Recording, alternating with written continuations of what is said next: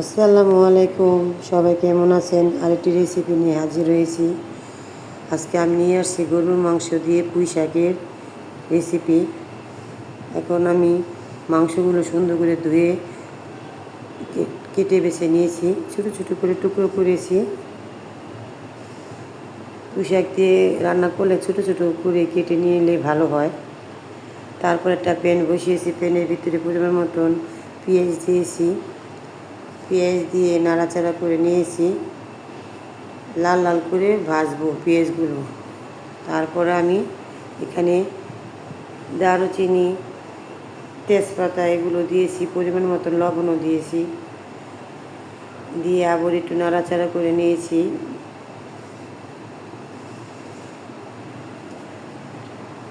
তারপরে আমি আর কয়টা কাঁচামরিচ কেটে দিয়েছি, সুন্দর করে লাল লাল করে ভেজে নিব। কাঁচামরিচের স্মেলটা তরকারি ভিতরে ভেজে নিলে অনেক সুস্বাদু মজা হয়। আমি যে কোনো তরকারি অনেক মজা হয়। আমি যে কোনো সব তরকারির ভিতরেই কাঁচামরিচ ব্যবহার করি। কাঁচামরিচ এসে ভিটামিন সি, তরকারিতে দিলে ভালো। তারপর আমি আদা, রসুন, পেঁয়াজ সুন্দর করে বেটে নিয়েছি, সব একসাথে পেঁয়াজের সাথে মিশিয়ে সুন্দর করে ভাজা ভাজা করে নিব। যা যা আছে সবই পরিমাণ মতনই নিয়েছি, আদা, রসুন, পেঁয়াজ। তারপর আমি সুন্দর করে ভাজা ভাজা করে নিয়েছি। তারপরে আমি এখানে 1 চামচ হলদি, 1 চামচ মরিচ, 1 চামচ ধনিয়া গুঁড়া এগুলো অ্যাড করেছি মশলার সাথে।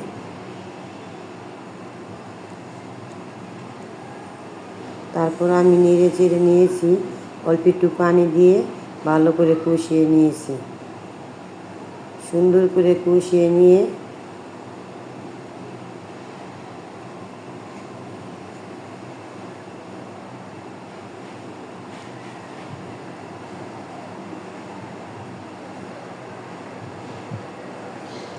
ভাজা ভাজা করে কষিয়ে নিয়ে তারপর আমি এখানে গরুর মাংস ঢেলে দিয়েছি। ঢেলে দেওয়ার পরে নেড়ে চেড়ে নিয়েছি, নাড়াচাড়া করে এখানে আমি সুন্দরভাবে নাড়াচাড়া করে এখন আমি কষাইতে দিয়েছি মাংসগুলো সিদ্ধ করার জন্য। তারপর এখানে আমি রাঁধুনির 1 চামচ জিরা গুঁড়া দিয়েছি। জিরা গুঁড়া দিতে আমি ভুলে গেছিলাম, তার জন্য পরে আবার অ্যাড করেছি। দিয়ে সুন্দরভাবে আবার একটু নেড়ে চেড়ে নিয়েছি। নেড়ে চেড়ে দেওয়ার পর আমি ঢাকনা দিয়ে ঢেকে দিয়েছি। ঢেকে দেওয়ার পরে অনেকক্ষণ পরে আমার গরুর মাংস সিদ্ধ হয়ে গেছে। সিদ্ধ হওয়ার পরে আমি এখানে পুঁই শাকের পাতা অ্যাড করেছি। এই পাতাগুলো অনেক বড় বড়, পান পাতার মতন দেখতে অনেক সুন্দর। এই মাংসের সাথে এভাবে রান্না করলে এইগুলা অনেক মজা হয়। তরকারিটা অনেক মজা হয়েছিল। এই তরকারিটা সবাই খেয়ে বলছে অনেক মজা হয়েছে। এগুলো তো আগে আমাদের মা খালারা অনেক আগে এগুলোর বিচি দিয়ে রান্না করতো।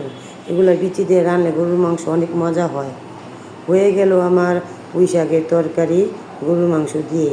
আপনারা বাসায় অবশ্যই এভাবে ট্রাই করবেন, আর আমার রান্নাগুলো ফলো করবেন। ফলো করে দেখে এভাবে রান্না করবেন, দেখবেন অনেক সুস্বাদু ও মজা হবে।